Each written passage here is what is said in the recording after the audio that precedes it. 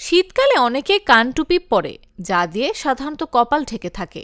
এ অবস্থায় কেউ যদি নামাজে দাঁড়ায় এবং কানটুপির ওপর সিজদা করে, তার সিজদা আদায় হবে বটে, তবে এটা অনুত্তম কাজ।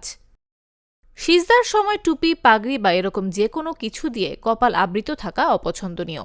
তাবে আলেম নাফের রাদিয়াল্লাহু আনহু থেকে বর্ণিত হয়েছে, আব্দুল্লাহ ইবনে ওমর রাদিয়াল্লাহু আনহু পাগড়ি কপাল থেকে না সরিয়ে তার উপর সিজদা করা অপছন্দ করতেন। কিছু কানটুপিতে গলা ও নাকমুখ ঢেকে রাখার ব্যবস্থাও থাকে। নামাজে নারী পুরুষ উভয়ের জন্যই স্বাভাবিক অবস্থায় চেহারা খোলা রেখে নামাজ আদায় করা উচিত। চেহারা ঢেকে নামাজ আদায় করা মাকরু।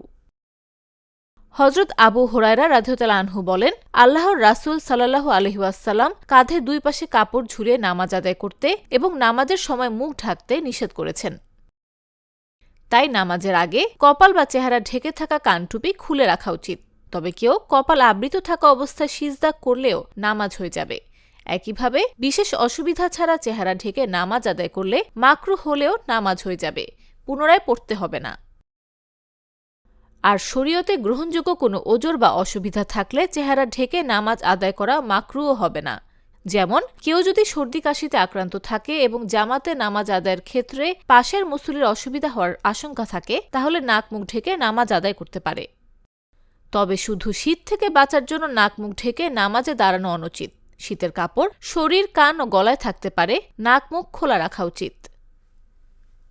News desk, Jago news.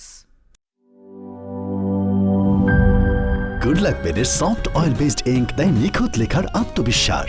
Good luck pen. Make your luck.